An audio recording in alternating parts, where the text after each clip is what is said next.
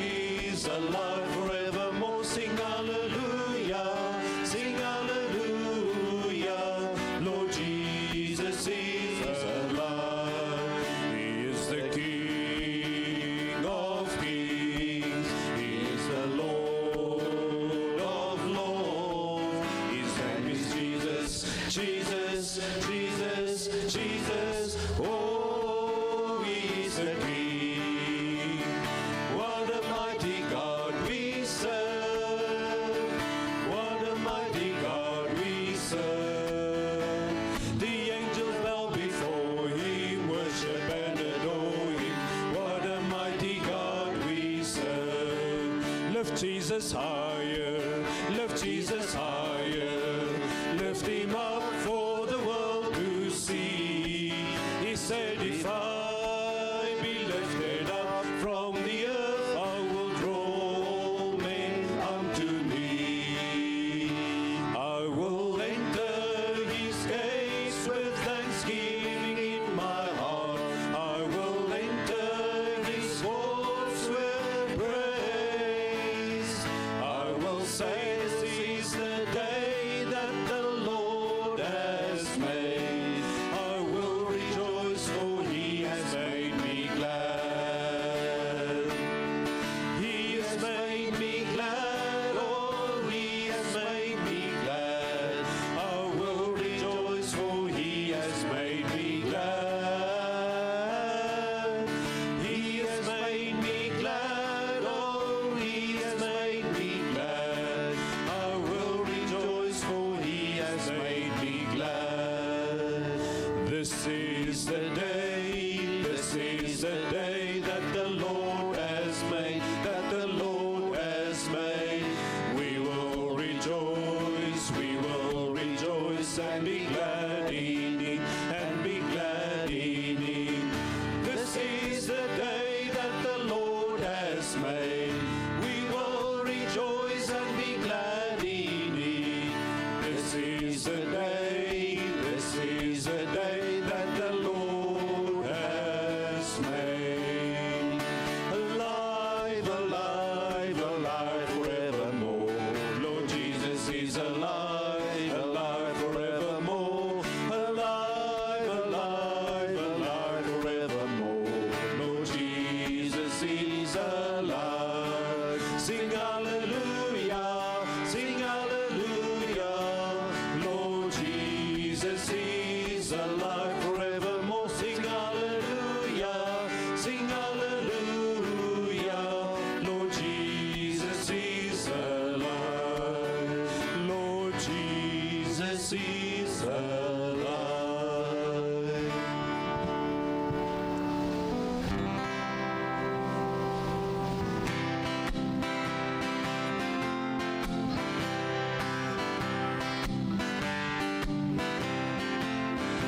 Wanneer Gods bassein sal klink en tyd sy laaste dik sal slaan en die hemelsmôre breek vir ewig aan, as die skaar verlostes daar vergaar om voor die troon te staan en die rol daar afgelees word, is ek daar. As die rol daar afgelees word, as die rol daar afgelees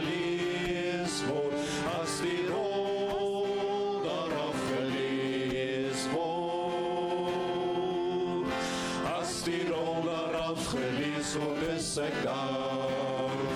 Daardie môre sal die dode wat in Christus slaap opstaan, en sy heerlikheid word al daaraan gedaan. As die uitverkore skare na sy ewigheid sal gaan, en die rol daar afgelees word, is ek daar. As die rol daar afgelees word, as die rol daar afgelees word, as die rol daar afgelees word, as die rol daar afgelees word, is ek daar. Laat ons arbei vir die meester tot die son hier ondergaan, en vertel sy wonderwerk aan ons gedaan. As ons dan ons lewe aflê en van arbeid word ontslaan, en die rol daar afgelees word, is ons daar. As die rol daar afgelees word, as die rol daar afgelees word, as die rol daar afgelees word, as die rol daar afgelees word, is ek daar.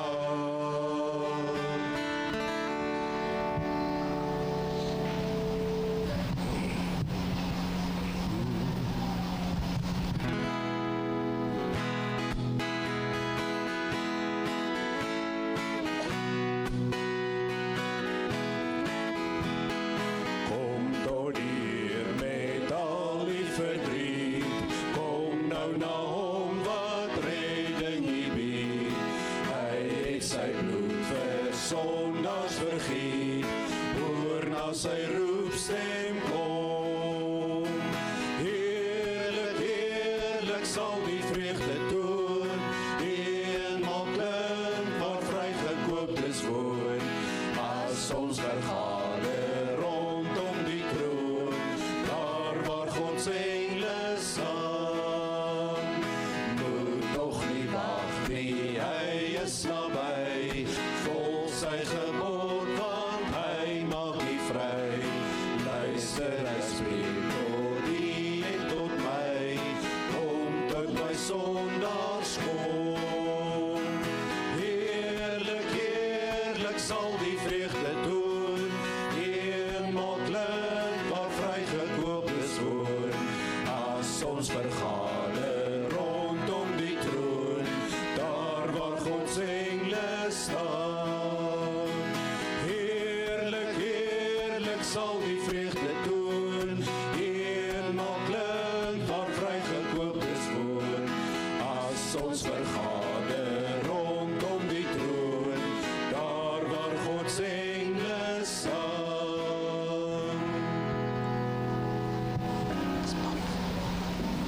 Battery is pak.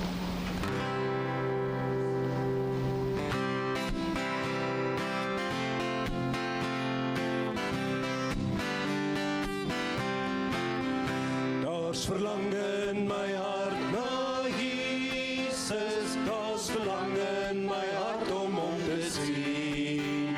Vir die wêreld is ek moe, vir die sonde las en swoeg, daar's verlange in my hart na hom. Ek weet my Jesus kom weer, hy kom om sy kinders te kom haal. Hy kom met sy loon, as hy kom om ons te kroon. Ek weet my Jesus kom weer, hy gaan kom op die wolke, ja dis seker. Elke menslike oog sal hom sien. As hy kom, bring hy ook die verlossers, en elkeen wat hom in waarheid dien. Hoe ek bid die ook kom, Here Jesus, kom reinig my hart en my gees.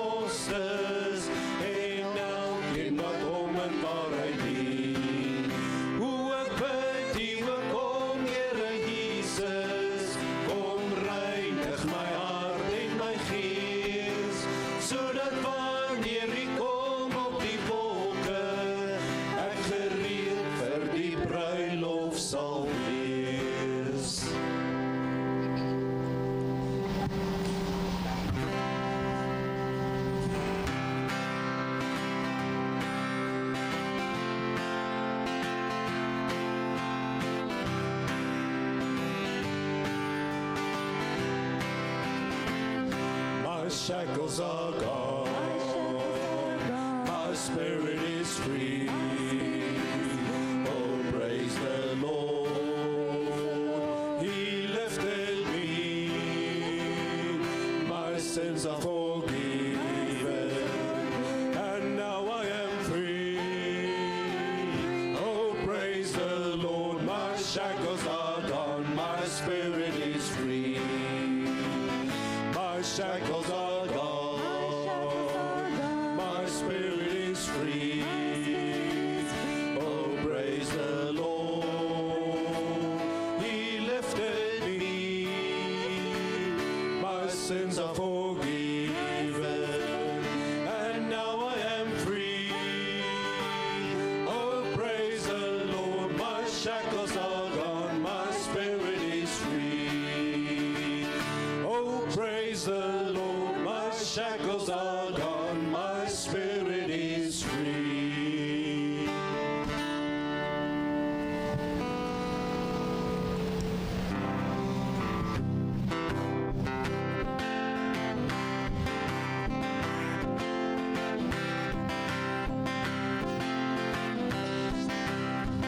With every thought and every word, with every breath and all that I am, I want to love you as long as I live, for you are my God.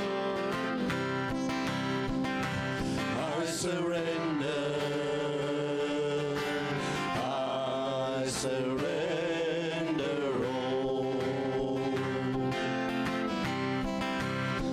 With every step and every plan, with everything that's in my heart, I want to serve you as long as I live, for you are my King.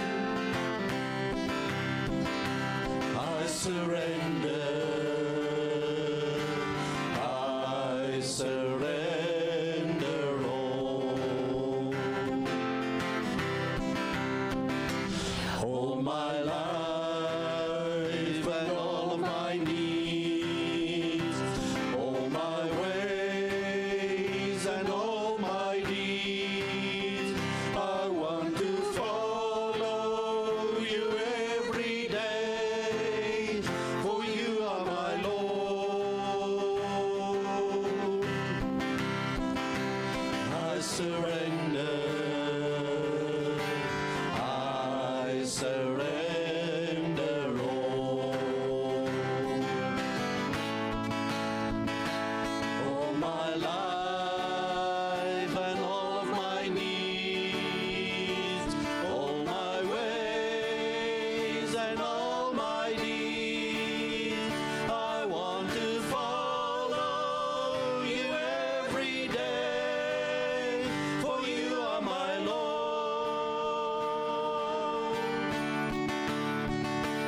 I surrender, I surrender all. I surrender,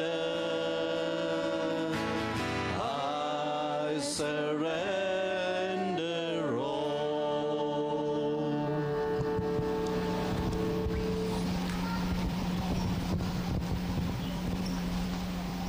Goeiemôre aan elkeen van julle.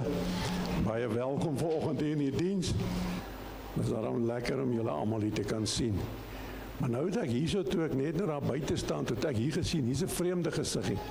Nou wil ek weet, wie is vir die eerste keer by ons in die kerk? Steek net jou hand op, dan gaan ons vir jou gesiggie. Daar's iemand daarso en daar agter jou Henny en daar's twee mense daar. Hou net julle hande op, dan kan Henny vir julle 'n welkom geskenkie gee. Ek wil vir julle spesiaal welkom sê. En ons vertrou werklik dat die Here vir julle sal seën in hierdie oggend saam met ons. Ek wil net gou dan verder deur die afkondigings gaan. Ons het net so rukkie terug 'n kerkraadsvergadering gehad en die volgende ouderlinge is herkies. Is Christo Burger, Christof Prinsloo, Annie de Wanaar, Pierre Olofse en Poen Prinsloo. Ek dink julle moet maar in hierdie week probeer antwoord as ja, laat ons dit het. Dankie. Ons dienste is nou Sondaagaande, as vanaand 'n spesiale spreker wat vir ons hierso kom praat uit die woord uit. Kom gerus vanaand en kom hoor wat hy vir ons wil kom vertel. En dan Woensdag aan se biduur, ag kom gerus biduur. Toe weet julle die bidure word werklik goed geseën en ons vertrou werklik dat die Here vir ons sal deurdra. En dan Vrydagoggende het ons 5 uur eisters of manne biduur. Julle kan dit gerus bywoon. Ons verjaarsdag vandag, ek het nou geloer, ek het nie vir Henny hier gesien nie. Henny Smit verjaar vandag. As hy inluister, dan sê ons maar vir hom geluk. En dan Alta van 'n Vyver. Sy is lidmaat by ons en sy het vrou baie mooi gevra. Sy luister in en alles, maar sy bly in Bloemfontein. Sy is in 'n rolstoel, sy kan nie beweeg nie. En Alta, jy luister in, glo ek, baie geluk met jou verjaarsdag. Ons vertrou werklik dat die Here vir jou sal deurdra en vir jou die gesondheid sal gee wat jy nodig het in hierdie tyd ook. Baie geluk hoor. En dan is daar 2 kinders wat vir jou, ek sien hier's sulke snaakse goed. Ewan, een is joune, Sonveld. Hy kyk my asof dit nie hy is nie.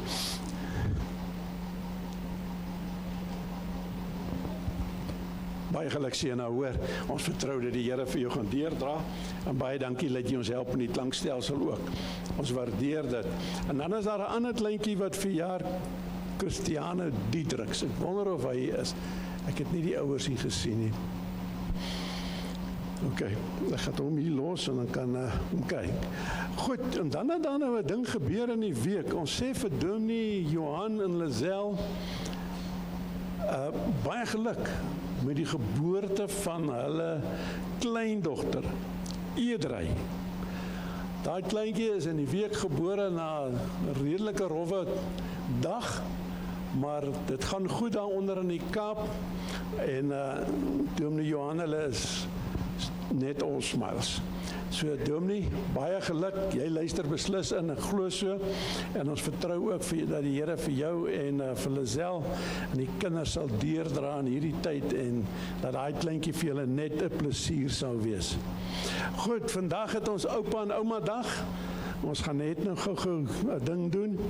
Vroue in die woord die 16de November en dan volgende Sondag is dit 'n kinderdiens.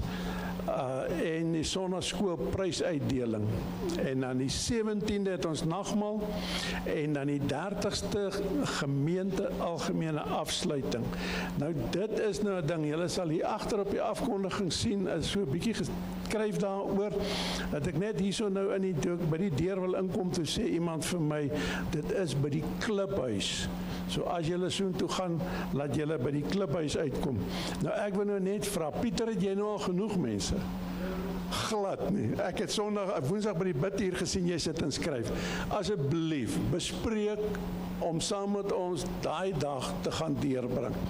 Enige een van julle, reël met Pieter, keer hom voor, geef hom 'n stukkie papier, stuur hom 'n WhatsApp.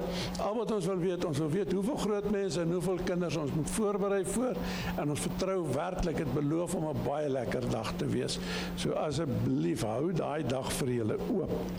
En dan het ons Dominee Beline by die 1 Desember vir ons gaan kom Kerssangdiens hou. Dan bid ons vir ons siek mense, ons bid nog altyd vir hulle, en ons vertrou werklik dat julle gebid, en dan ander afkondigings is alles daar, julle kan dit sien, en daar volgens handel. Nou ek gaan nou oorgee aan die sonnaskool. Hulle gaan geskenkies uitdeel vir die oupas en oumas, terwyl hulle nader kom. Ons sê vir Dominee, baie dankie dat jy hier is. Dominee Jurgens, ons is bly jy is hier. Ek sê vanoggend vir hom, Dis in sy gedagte en in sy hart opgekom om Harties 'n wijk te maak, en dit het toe later in 'n werkkring en toe later in 'n gemeente ontaard. So hy die ontstaan van Harties het hy baie mee te doen, en ons sê vir jou baie welkom weer by ons. Jy kan sien, ons het so 'n paar mense bygekom vandat jy laas hier was, hoor. Maar kom en spreek soos die Here dit op jou hart geplaas het. Ons gaan nou ek dink wat ons doen, ek gaan al die oupas en oumas vra om op te staan. Gaan dit vir jou makliker wees? Right. Die oupas en oumas moet opstaan, en dan hierdie kleintjies gaan vir elke persoon wat opstaan 'n geskenkie gee. So oupas en oumas staan. Staan oupas en oumas. Daar is hy. Daar is hy. Daar is hy. Laat julle geskenkies gou kry. Al die oupas en oumas. Kyk net hoe vinnig gaan dit.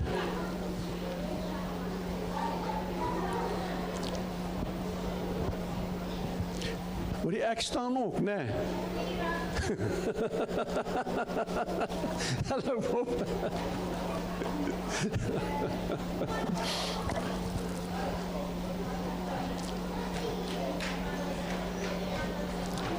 Agter is nog mense wat staan.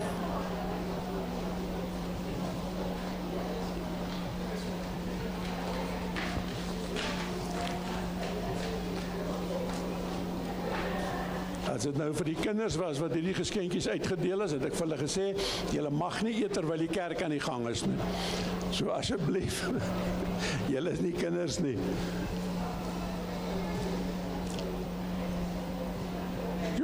Daar staan nog oupas en oumas. Julle moet wikkel, jong.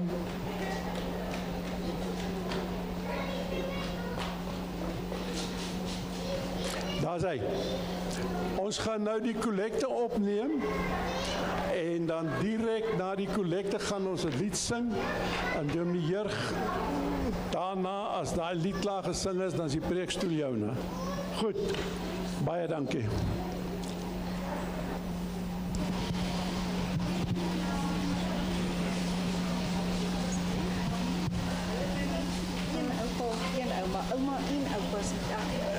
Oupa en oumas moet elkeen 'n pakkie vat. Wie het nie 'n pakkie nie? Laat ek net sien. Steek net jou hand op.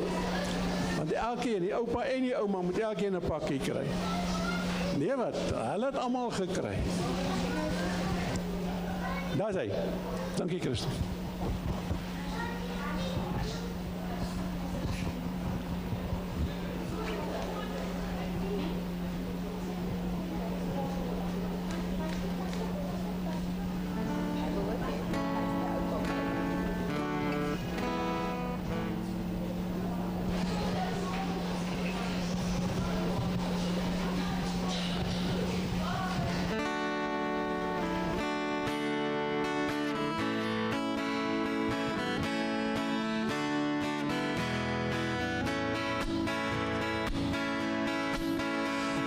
Siel wees bly, jou verlossing is naby, en die hemelse kleed sal jy dra. Wees getrou en maak al jou klere rein, want die koms van die Here is naby. Daar sal glorie wees in die hemel daarbo, in die heerlike lig van sy aangesig, as my Jesus kom, halleluja. As Jesus kom, halleluja. O my siel, wees bly, jou verlossing is naby, en die hemelse kleed sal jy dra. Wees getrou en maak jou klere rein, want die koms van die Here is naby. Daar sal glorie wees in die hemel daarbo, in die heerlike lig van sy aangesig, as my Jesus kom, halleluja. As my Jesus kom, halleluja. Twyfel nie meer, vertrou die Heer, hy stel jou nooit teleur. Alles jou nood ook nog so groot, Jesus help seker reed. Sing as die son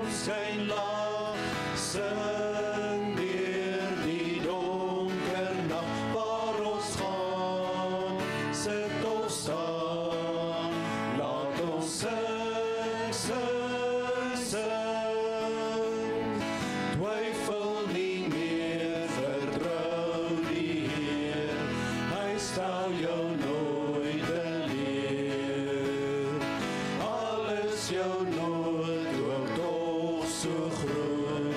Jesus help seker weer. Sing as die son skyn laag, sing deur die donker nag, waar ons gaan, sit ons saam, laat ons sing, sing, sing. Kom ons sluit net die oë en sê dankie. Ons almagtige God en dierbaarse hemelse Vader, Here, ons wil stil raak vanoggend in die huis en ons wil dankie sê vir die eer en wat ons het om vanoggend hier te kan wees. Here, dankie vir die fondse wat ingekom het en ons wil vra dat U ons sal lei en stuur as kerkraad, Here, om dit aan te wy na die nodige fondse. Here, ons loof en prys ons en ons vra dat ons die boodskap sal inkom vanoggend. In die heilige naam, amen. Ons nooi om dan te staan vir ons laaste lied.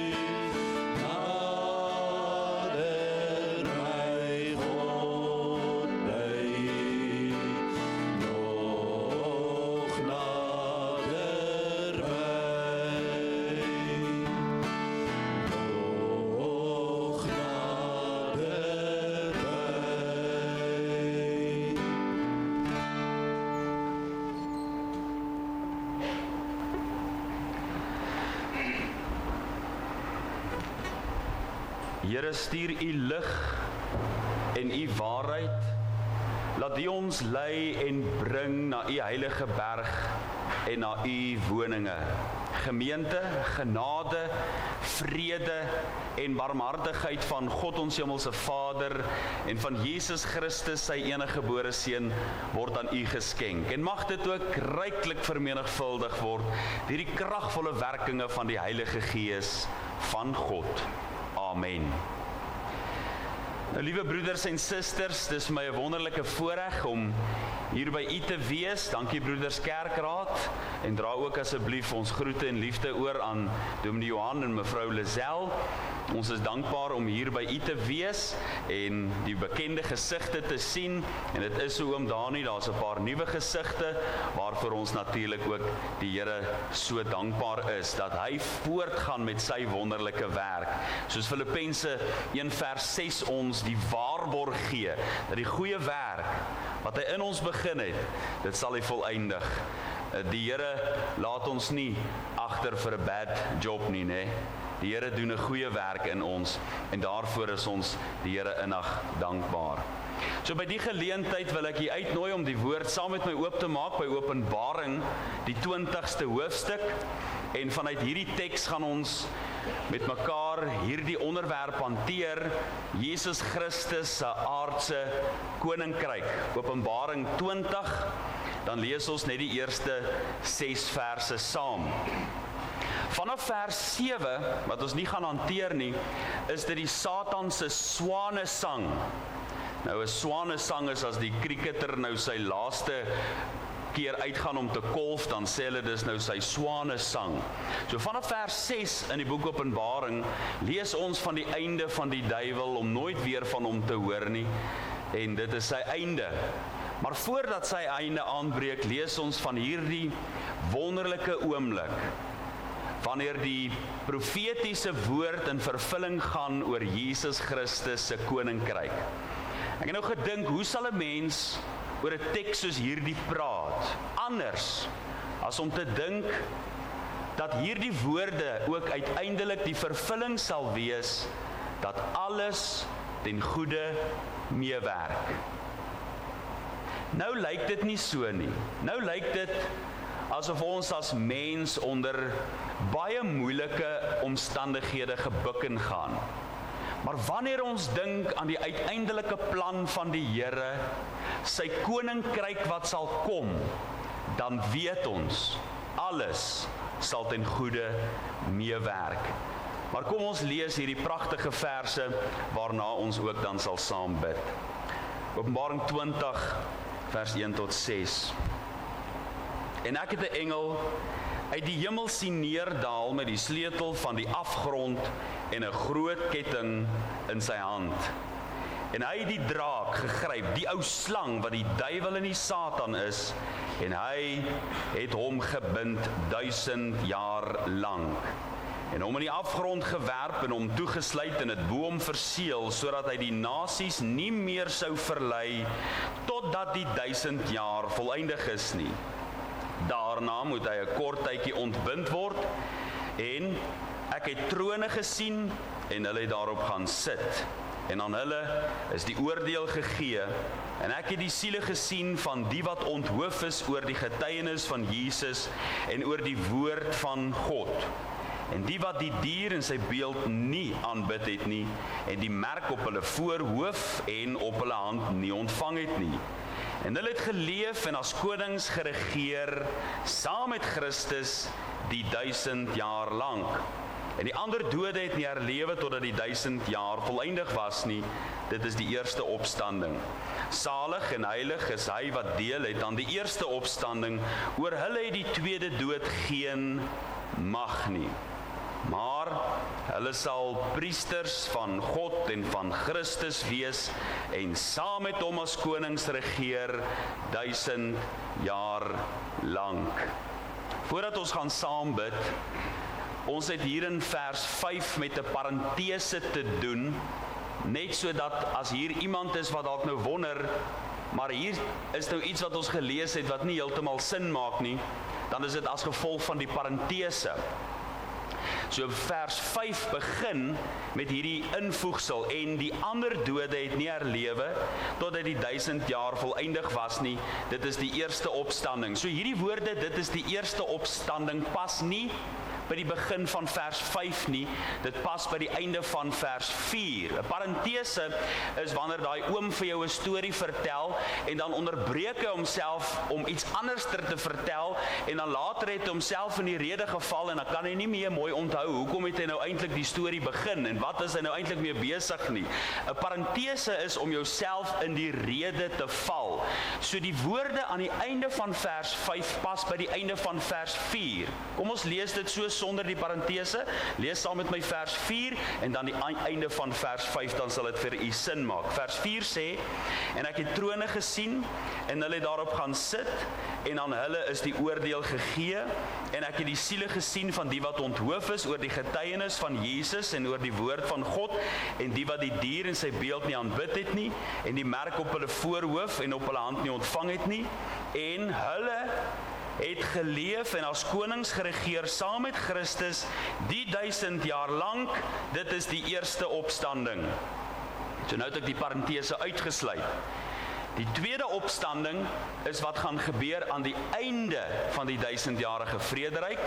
Hierdie eerste opstanding het deel met die mense wat nou saam met Christus gaan opstaan.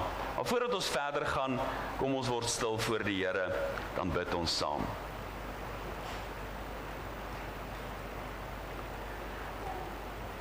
Ons aanbiddelike God en Hemelvader, ons kom na U toe, die alleen wyse God, by wie daar geen verandering of skaduwee van omkering is nie. U, 'n enige wese, Vader, Seun en Heilige Gees. U alleen is ons aanbidding waardig.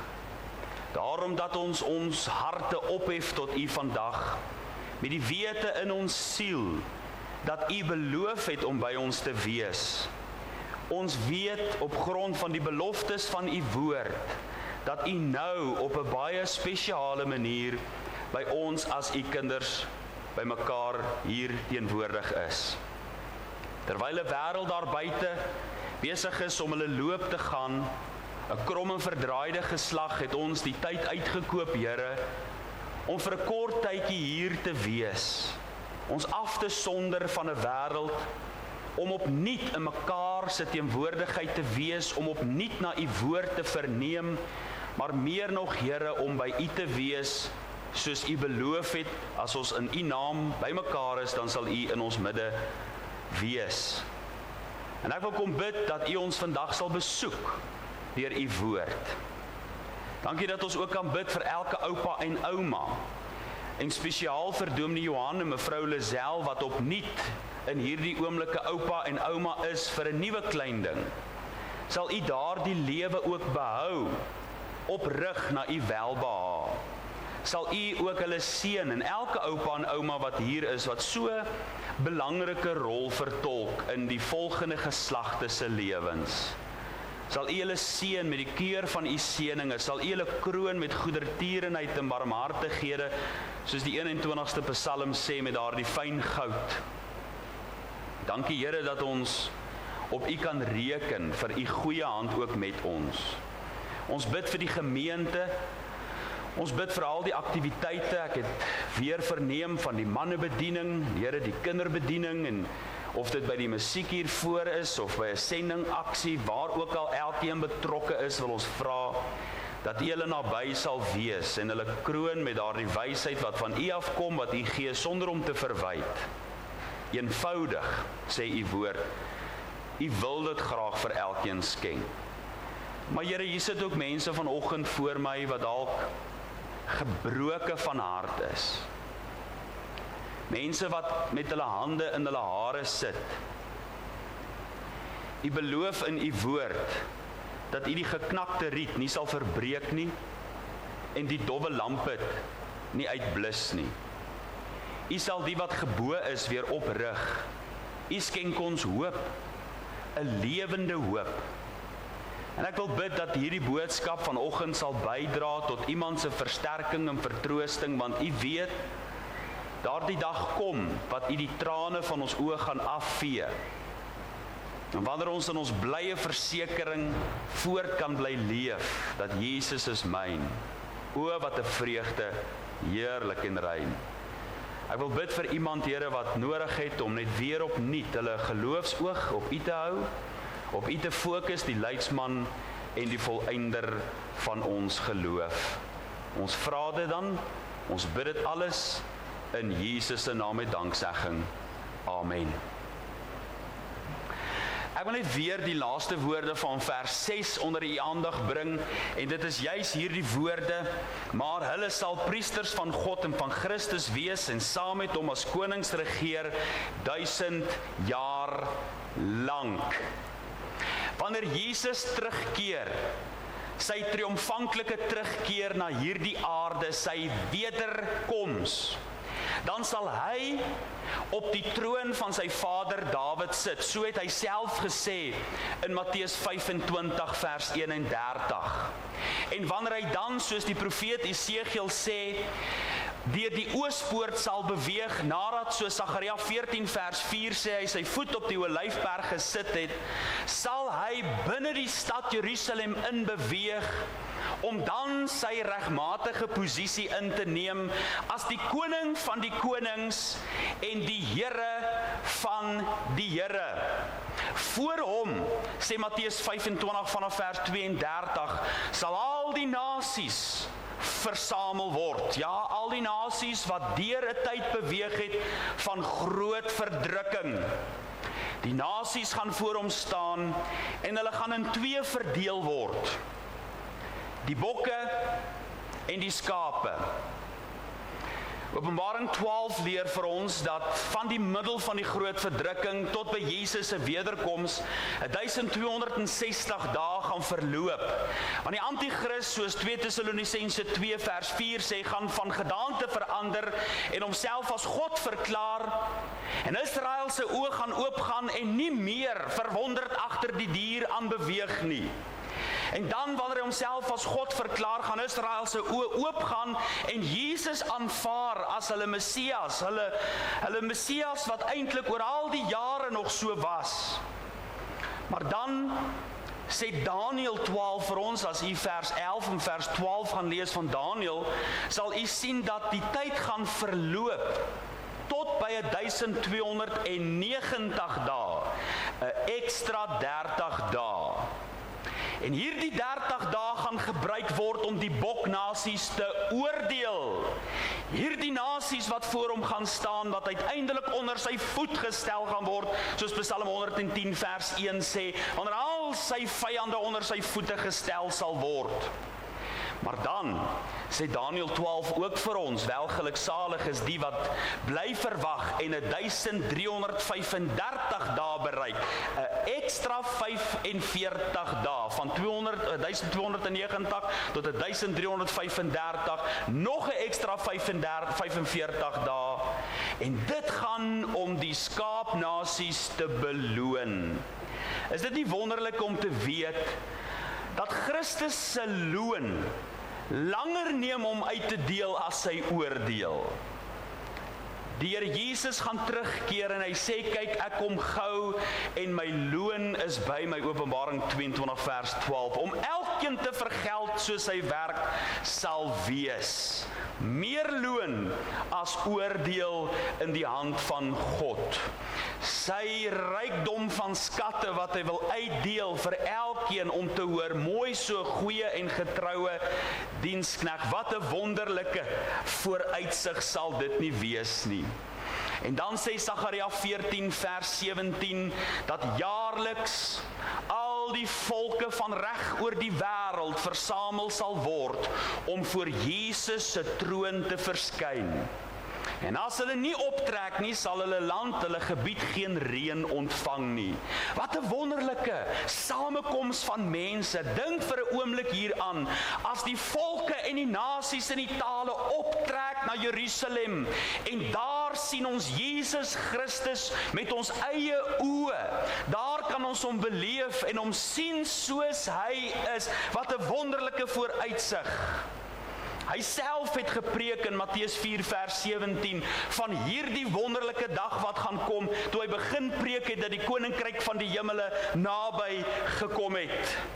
Onthou u, by die hemelvaart, in Handelinge 1 vers 6 het die disippels gevra, Here, gaan u in hierdie dae die koninkryk vir Israel weer oprig, en aan hulle is gesê dat die tye en geleenthede hulle nie toekom nie. Paulus herhaal dit later in 1 Tessalonisense 5 vers 2, wanneer die tye en geleenthede hulle nie toekom om te weet nie, maar hulle sal krag ontvang wanneer die Heilige Gees oor hulle kom. En hier is ons vandag, ons leef in hierdie tussentyd in afwagting op Jesus se wederkoms.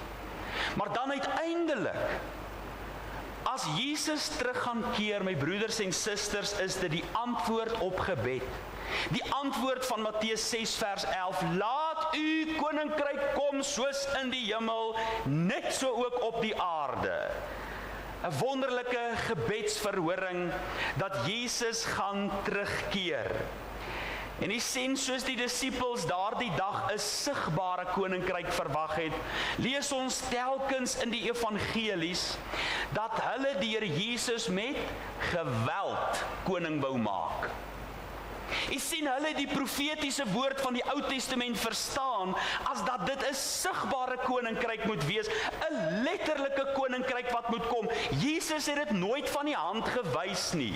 Toe hulle hom met geweld wou koning maak, het hy nie vir hulle gesê, nee, julle verstaan die profetiese woord verkeerd nie. Nee, hy het vir hulle gesê, eers moet die Christus ly. En daardie woord eers is baie belangrik. Dit beteken hy aanvaar dat hy koning moet wees, maar eers moet hy ly. Selfs nadat die disippels vir meer as 3 jaar saam met hom gewandel het, nadat hy opgestaan het uit die dood, toe vra hulle nog steeds vir hom, gaan u in hierdie dae die koninkryk vir Israel weer oprig? Hy ontken dit glad nie. Daar is net eers iets anderster wat moet gebeur. Skape van 'n ander kraal wat nog ingenooi en ingeroep moet word. Jy sien, die koninkryk van die hemele is 'n lewende werklikheid wat deur die profete geprofeteer is en deur Jesus se aardse bediening aangewakker is, nie ontken is nie. Nou is daar mos mense wat vandag sê, nee, maar hierdie koninkryk is eintlik maar net 'n figuurlike koninkryk waar Jesus in jou hartjie heers. My broeders en susters, seer sekerlik regeer die Here Jesus deur sy Heilige Gees in ons hart, maar dit is nie die slot en einde van sy koninkryk nie. Daar is 'n uiteindelike vervulling van sy koninkryk wanneer hy op die troon van Dawid sit, soos hy dit self gesê het. Dis die profesie van Jesaja 9 vers 6 en 9 vers 5 wat sê, 'n kind is vir ons gebore en die heerskappy is op sy skouers en hy word genoem wonderbaar raadsman, sterke God, ewige Vader en vredevors. En dan sê vers 6, op die troon van Dawid tot in ewigheid. 'n vervulling van profesie. Moenie dink die koninkryk van God is net in jou kop nie. Daar's 'n groep mense wat ons die ou apostels noem. Hulle glo die hemel is net in jou kop. Moenie dink die koninkryk van God is net in jou kop nie. Dis 'n lewende werklikheid wat sal gebeur wanneer Jesus terugkeer met sy wederkoms. Wanneer die rots losraak, soos Daniël 2 ons leer, sonder die toedoen van mense hande en Nebukadneser se beeld fyn tot in die ooste wind verkrummel, laat hy versprei word. My broeders en susters, daar kom 'n dag wanneer die einde van menslike, demokratiese, menslike regerings, monargie, wat dit ook al mag wees, tot 'n einde gaan kom en Jesus Christus sy koninkryk gaan oprig. Maar nou, in die lig van die feit dat dit 'n letterlike koninkryk gaan wees, is daar dinge wat agter die skerms gebeur. Onsigbaar vir ons oë. Maar Johannes is opgeneem om hierdie dinge te sien. En een van die engele wat die 7 laaste skale uitgegiet het in Openbaring, neem hom nou op hierdie finale reis om te sien hoe dit alles gaan uitspeel. En dan sien hy 'n groot engel wat in die hemelruim verskyn, vers 1. En ek het 'n engel uit die hemel sien neerdaal met die sleutel van die afgrond en 'n groot ketting in sy hand. Let op, dit is 'n engel wat neerdaal. Hy kom van bo na onder, want die duiwel is nie meer bo nie. Die duiwel is alreeds die hemel ontsê. Ja, die duiwel het vandag nog toegang tot die ontoeganklike lig, die woonplek waar God is, soos in Job se geval, lees ons ook dat die duiwel is die aanklaer van die broeders, maar dan breek Openbaring hoofstuk 12 aan, en die duiwel word die hemel ontsê, en hy word neergewerp, en hy bars met woede op die aarde los, omdat hy weet dat sy tyd min is. Jy sien, die engel moet neerdaal, hy moet die duiwel hieronder kom vang, want hy is nie meer in die hemel nie. En die feit dat hy neerdaal, sê dat hy van God afgestuur word, want Hebreërs 1 vers 14 leer vir ons dat die engele uitgestuur word as dienende geeste in opdrag van God, terwille van die wat die saligheid beerwe. So die feit dat hy neerdaal, sê hy kom van God af. En wanneer ons na hierdie engel kyk, dan sien ons hy 2 dinge in sy hand. In die eerste plek, hy het 'n sleutel in sy hand. En hierdie sleutel beteken dat hy opereer, hy werk in die lig van die soewereine hand van God. Dis God wat toelaat, want dis net hy wat deure kan oopmaak, lees ons al in Openbaring hoofstuk 3, dis net hy wat deure kan oopmaak, as hy 'n deur oopmaak, kan niemand hom toemaak nie. En as hy 'n deur toemaak, soos in die dae van Noag, dan kan niemand hom oopmaak nie. Nou kom hierdie engel vanuit die hemel met 'n sleutel in sy hand. En dis nie die eerste keer in die boek Openbaring dat ons van hierdie sleutel lees nie. Nee. In Openbaring hoofstuk 9 lees ons dat hierdie einste sleutel vir die afgrond gegee is aan die duiwel homself. Kan jy jou voorstel dat God gee 'n sleutel aan die duiwel?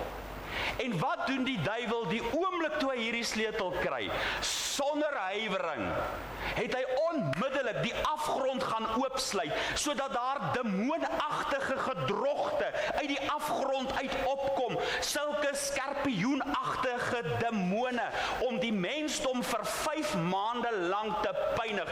As jy die duiwel 'n kans kry, gaan hy alles doen, alles in die stryd werp om die mens by te kom, want Johannes 8 vers 44 sê hy is 'n mensemoordenaar. Maar hy kan niks doen wat God hom nie toelaat nie. 'n Sleutel wat God aan hom gegee het, wat God weer weggeneem het, net vir 5 maande. Hierdie sleutel word nou aan hierdie engel gegee. En dan lees ons dat hy 'n bodemlose put gaan oopsluit en toesluit. Dis die oorspronklike woord vir wat ons hier gelees het. Dis 'n soort put, die onderwêreld. Maar hy het ook 'n groot ketting in sy hand, 'n groot ketting vir 'n groot vuurrooi draak, om die dier te bind. 'n Ketting word gebruik om 'n dier wat 'n gevaar vir mense kan inhou te bind. 'n Hond wat 'n gevaar vir mense inhou word aan 'n ketting gebind. En nou het hierdie engel 'n ketting in sy hand om die groot vuurrooi draak, die brullende leeu, soos 1 Petrus 5 vers 8 hom noem, te bind. Jy sien, demoniese magte word deur kettinge gebind, soos 2 Petrus 2 vers 4 ons leer, die wat ook in kettinge gebind is en in bewaring gehou word vir die oordeel. Nou daal hierdie engel neer, onsigbare dinge.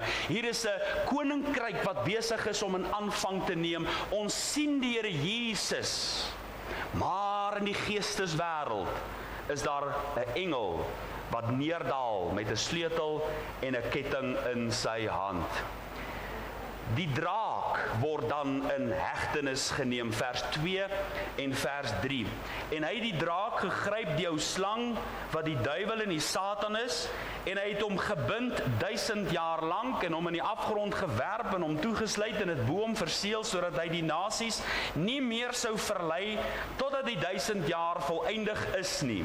Daarna moet hy 'n kort tydjie ontbind word. Hier lees ons nou van hierdie engel wat die draak bind. Maar hoe doen hy dit? In die eerste plek, hy gryp hom. Hy het hom gegryp nadat hy neergedaal het. Ons praat hier van 'n gewone engel wat die duiwel gryp. U sien, dit is die autoriteit van God wat agter hom is. Uiteindelik word hy gegryp en dit spreek boekdele van God se mag, dat die duiwel magteloos is teen die opdrag van God. Daar is geen wegkomkans vir die duiwel as God 'n engel stuur om hom te gryp en hom vas te gryp nie.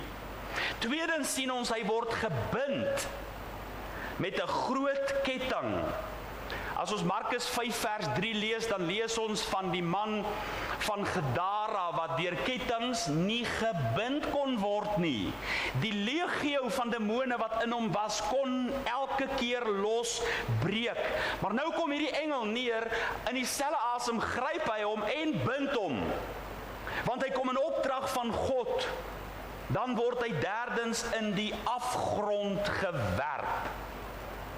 Die oorspronklike woord hier vir afgrond is dieselfde wat ons vind in Openbaring 9 vers 2. Dit praat van 'n bodemlose put, 'n plek van bewaring. Soos 'n misdadiger word hy daarin gegooi met minagting in die afgrond. Let op die woord wat die Bybel gebruik, gewerp, geen sagkunstelling. Hy word nie met handskoentjies aangepak nie, hy word daarin gewerp. Dit beteken aan die kraag en aan die broek gegryp en daarin gewerp. In hierdie bodemlose put.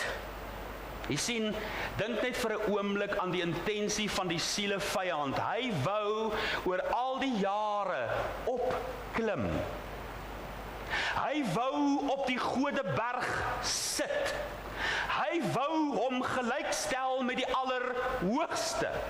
Hy wou soos die môrester in die hemel skyn.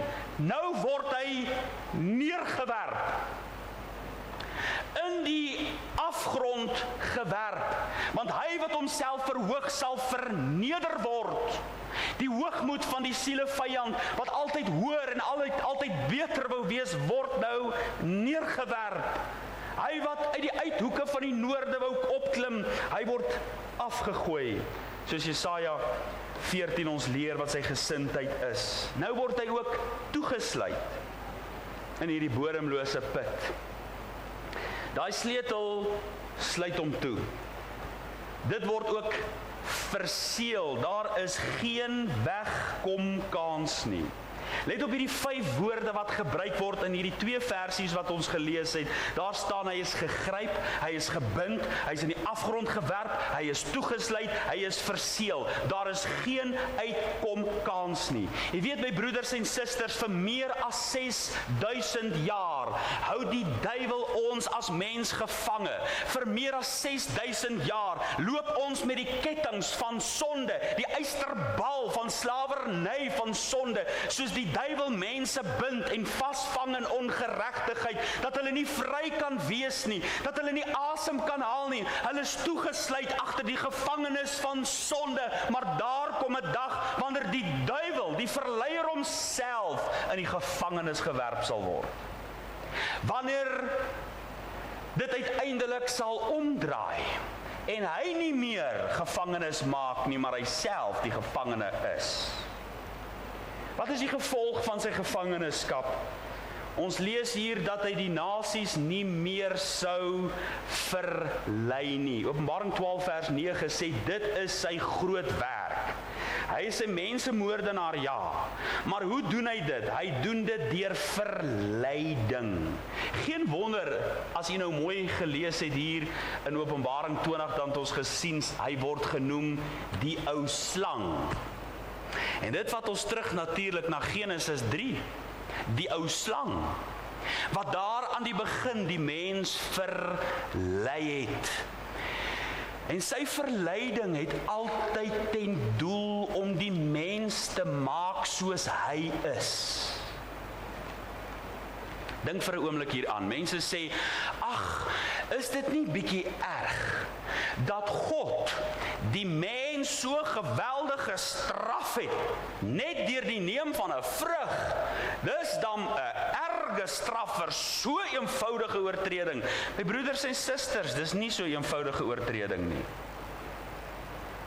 Die somme wat in die mens se kop aangegaan het om daardie vrug te neem, daardie diefstal wat hulle nie mag geneem het nie, het hulle 'n berekening in hulle gemoed moes maak dat die duiwel die waarheid praat en God die leuen. Dis hoe hulle die vrug kon neem, om hierdie berekende som te maak dat die duiwel wil eintlik hê, hulle moet hulle ware potensiaal bereik, en God onderdruk eintlik hulle ware potensiaal. Jy weet, God wil nie hê, hulle moet ook goed en groot wees nie. Die duiwel is eintlik goed, en God is eintlik sleg. Dis wat die duiwel aan die mens voorgehou het. En die mens het gekies, maar hulle wil ook soos God word, en toe word hulle net soos die duiwel. Jy sien, dis wat die duiwel jou voorhou. Hy hou vir jou die wêreld voor, hy hou vir jou die grootheid voor, maar eintlik bied hy jou om net soos hy te wees, net so hoogmoedig, om meer te wees as wat jy werklik is. En nou die ou slang word in gevangenis geneem dat hy vir 1000 jaar nie die wêreld kan verlei nie.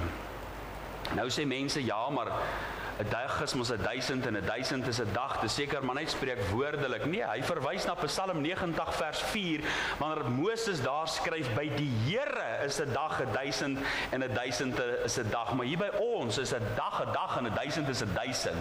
Dis nie figuurlike taal hier nie.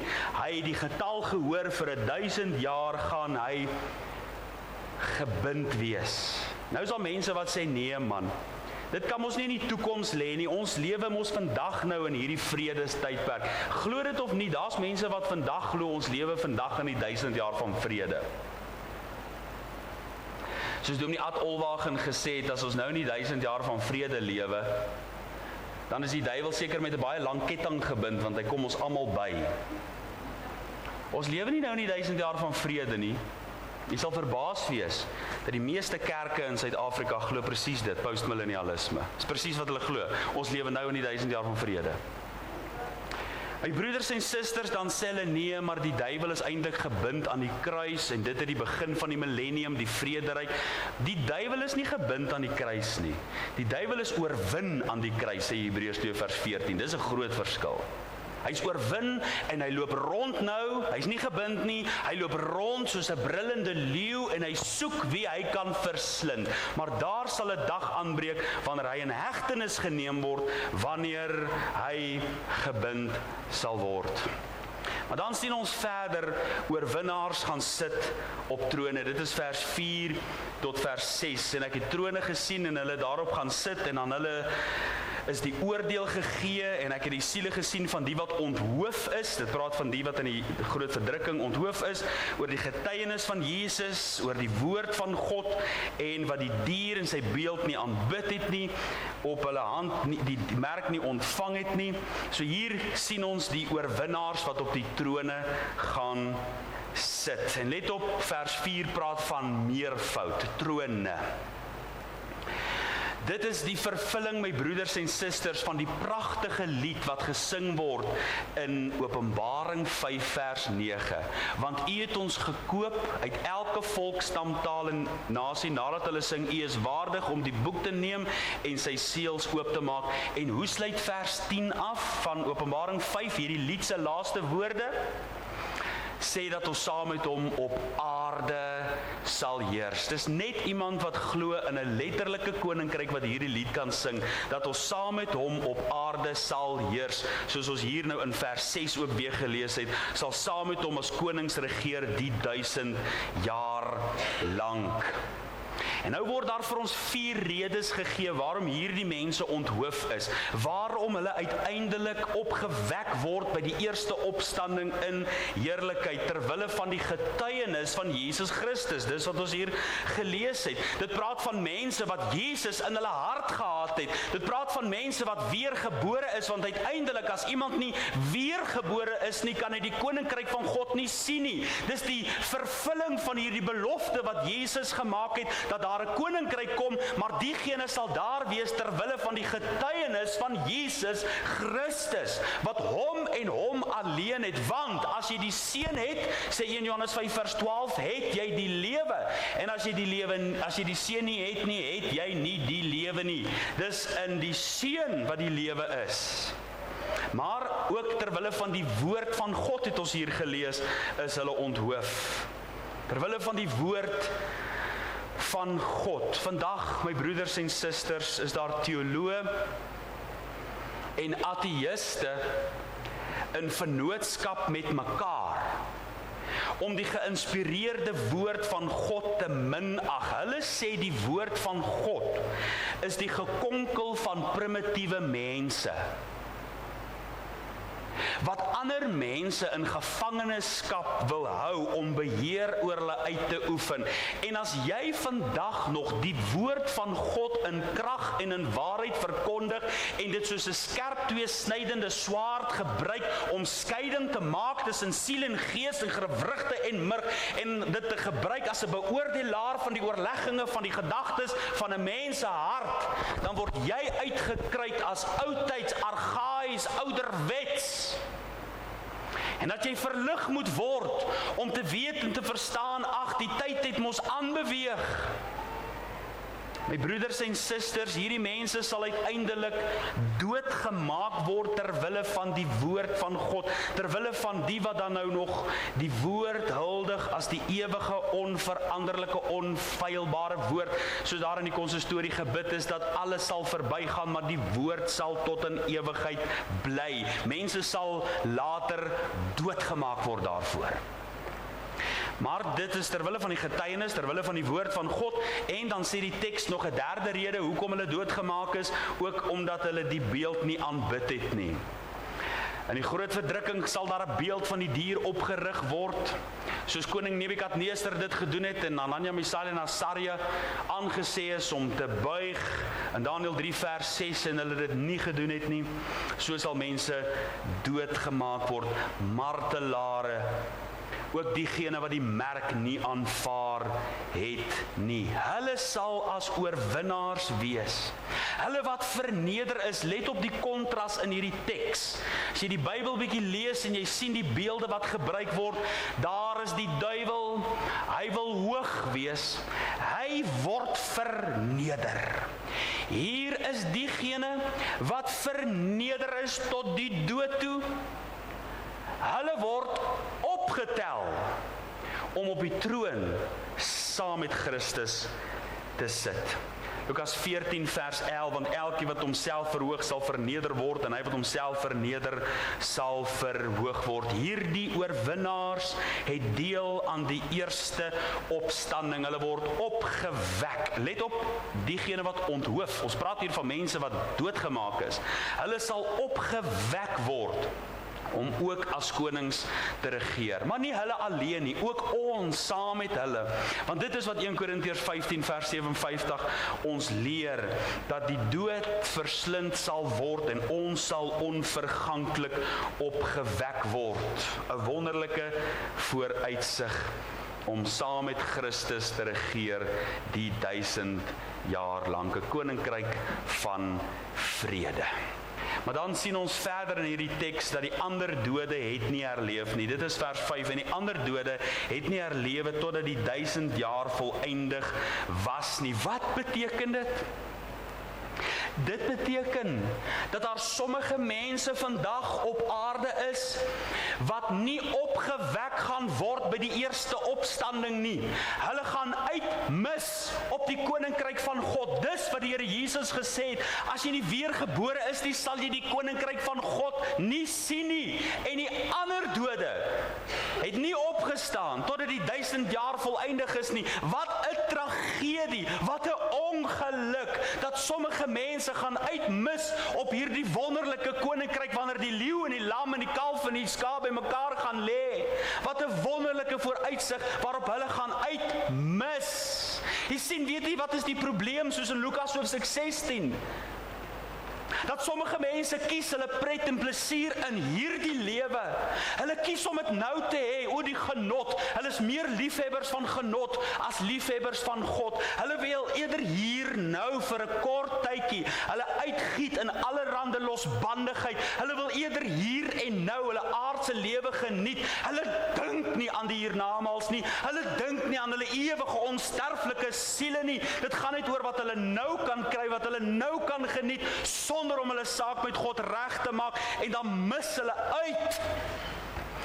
My broeders en susters, daar is absoluut niks wat kan opweeg, wat jy hier kan kry, wat kan opweeg teen die heerlikheid wat God vir 'n mens bestel het nie. Jy sien, iemand sal eerder 70 jaar hier van pret hê, as eerder 70 jaar van waar hulle tot God bekeer en 'n ewigheid saam met hom spandeer. Dit is as gevolg van die mens se absolute selfsug. As jy nou daar by die yskas kom en jy maak die yskas oop, en jy het nou 'n heerlike malva pudding geëet, en daar bly 'n bietjie vla oor, en een van jou kinders kom en sê, mamma, kan ek daai vla kry? En jy sê vir hulle, hou net so 'n bietjie vas, dan maak ek, jy kan nou kies, jy kan dit nou eet, of jy kan kies, ek maak nog 'n malva pudding, en dan geniet ons almal dit saam met daai vla. Wat dink jy gaan 95% van kinders doen? Hulle gaan kies om my vla net daar en dan te eet. Want dit gaan nie vir hulle oor dit wat kan kom nie, dit gaan oor wat hulle nou kan kry. En my broeders en susters, ek is jammer om te sê, maar die meeste mense vandag op aarde kies wat hulle nou kan kry, en hulle dink nie aan die ewige heerlikheid wat vir hulle wag nie. Hulle is bereid om eerder hulle onsterflike siele in die teenwoordigheid van God prys te gee, en hier nou hulle lewe te geniet. Jy sien dit mos. Hulle wil hulle nie tot God bekeer nie, die lewe is vir hulle te lekker. Ag, wat gaan my ou drinker vriende nou sê? Wat gaan my ou pelle nou sê as ek nou ewe skielik my hart grondig tot God bekeer? Nee. En die ander dode het nie herlewe nie. Wat 'n selfsugtige keuse.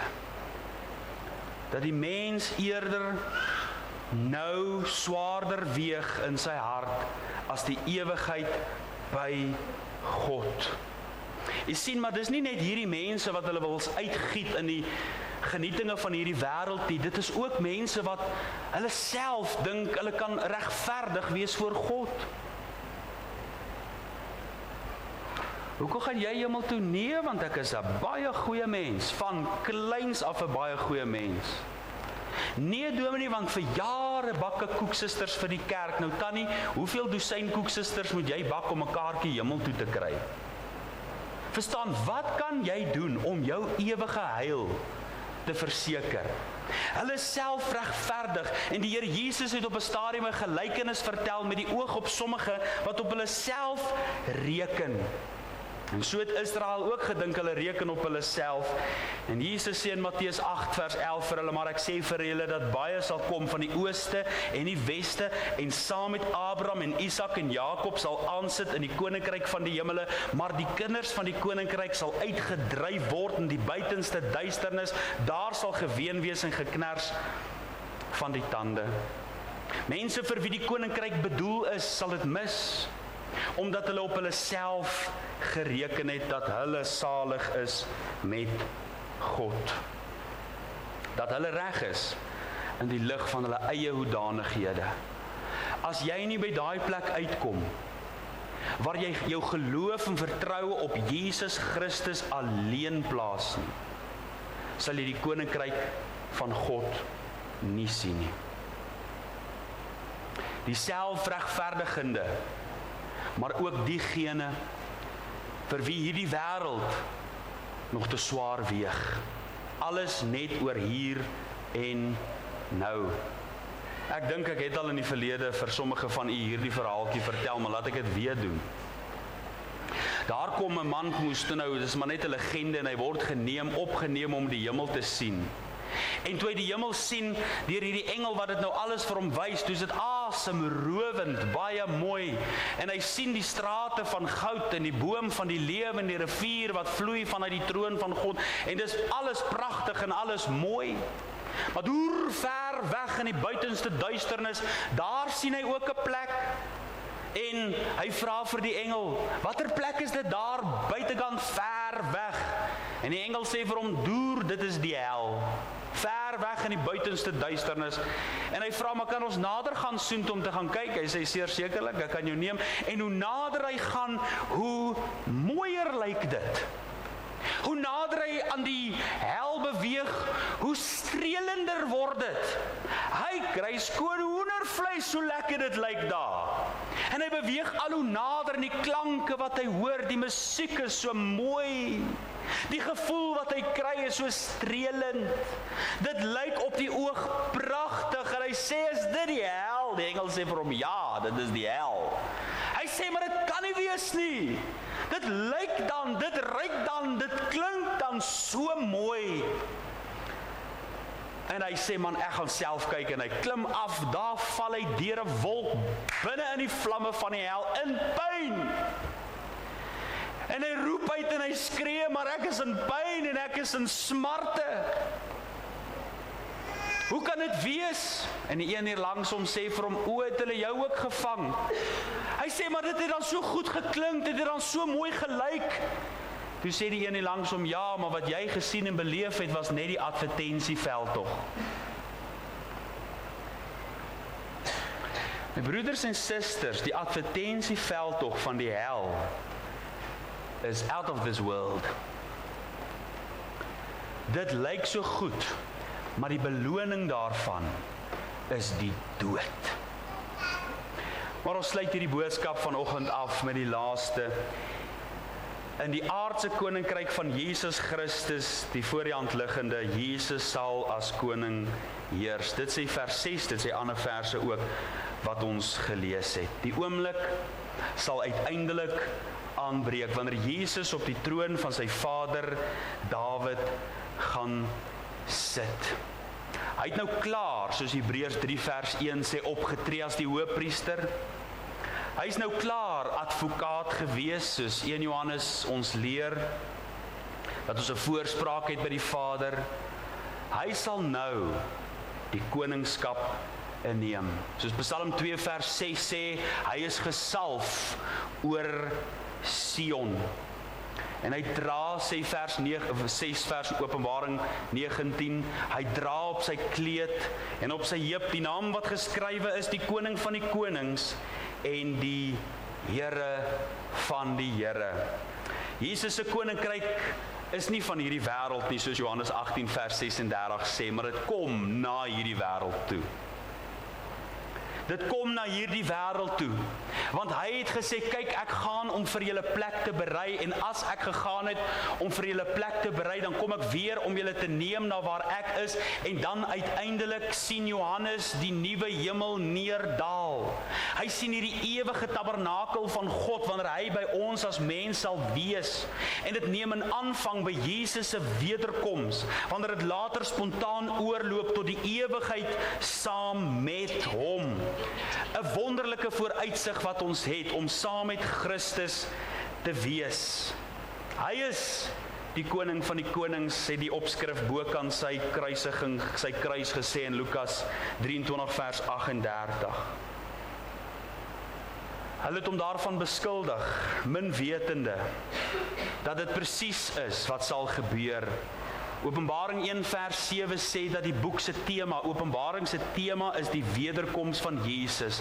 En dan sal ook hulle wat hom deursteek het, oor hom rou bedryf. My broeders en susters, in die dag waarin ons lewe, lyk Jesus se wederkoms soos iets wat ver weg is vir baie mense. Hulle lewe asof daar nooit 'n einde gaan kom nie. Maar vir ons, wat hierdie lewende hoop het, moet ons soos 1 Johannes 3 vers 3 sê, onsself reinig soos hy rein is. As ons hierdie hoop dan het, dat ons ewig saam met hom gaan wees, dan moet ons ons geloofsoog ook op hom hou, gefestig op Jesus die leidsman en die volëinder van ons geloof, want daar kom 'n dag, wanneer die dinge van hierdie wêreld verby sal gaan, dinge waaroor die mens hom so bemoei, so ingeweef, so vasgevang, so ingewikkel is, die tentpenne so diep ingeslaan en ingedryf in hierdie wêreld is, wanneer hierdie dinge verby sal gaan, wanneer Jesus se koninkryk sal kom. 1 Timoteus 6 vers 13 tot 15 sê, ek gebied jou vir die aangesig van God, wat aan alle dinge die lewe gee, en van Christus Jesus, wat voor Pontius Pilatus die goeie belydenis betuig het, dat jy die gebod onbevlek en onberispelik bewaar, tot by die verskyning van ons Here Jesus Christus, wat op sy eie tyd vertoon sal word, deur die salige en enigste heerser, die koning van die konings, en die Here van die Here. Ons sluit hierdie boodskap vanoggend af met hierdie wete. Alles sal ten goeie meewerk vir die wat na sy voorneme geroep is, vir die wat lief is vir hom en hy lief is vir jou. Hy het jou eerste lief gehad. Hy sal jou nie begewe en jou nie verlaat nie. As die lewensstorme dalk woedend om jou slaan vandag, kyk verby dit alles en sien, daar kom 'n koning en hy gaan sy koninkryk op aarde bring. Hoe lank? Dit weet ons nie, maar dat dit kom is verseker en nader as wat ons dink. Mag die Here hierdie wete in jou hart vasmaak vandag.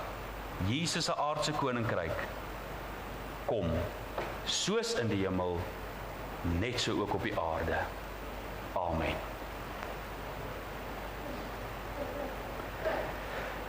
Hemelse Vader, baie dankie vir u woord, wat ons geloofsoog verder laat kyk as ons horison, en laat deurbreek tot die ewige horison van Gods genade, van die liefde wat daar in Christus Jesus vir ons is, dat u met ons sal wees vir ons God en ons vir u volk. Dankie dat ons kan vashou aan hierdie beloftes. Ek weet nie watter stryd en watter beproewing iemand dalk vandag deurgaan nie. Maar ons kan bemoedig word deur te weet dat daar 'n ewige heerlikheid saam met u vir ons wag. Ons vra hierdie dinge, ons bid hierdie dinge in Jesus se naam met danksegging. Amen. Ons gaan afsluit met die lied wat op die bord verskyn, heerlik hartlik staande saam.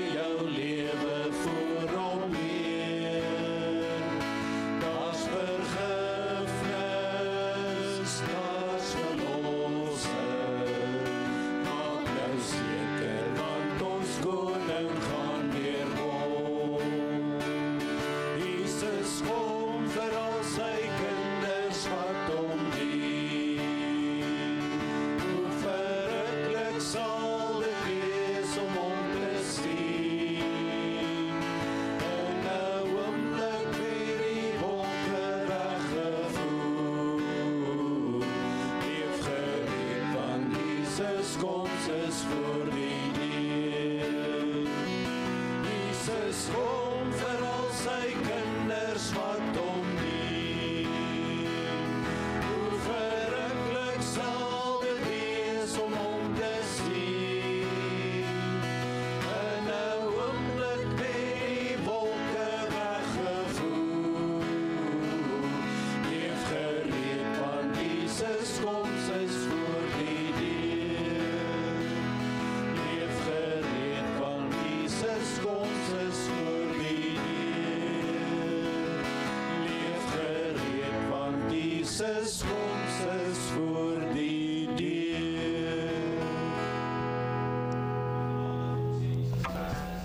Die liefde van God ons hemelse Vader en die tere, opsoekende gemeenskap van die Heilige Gees van God, wees en bly met elke een van u. Amen.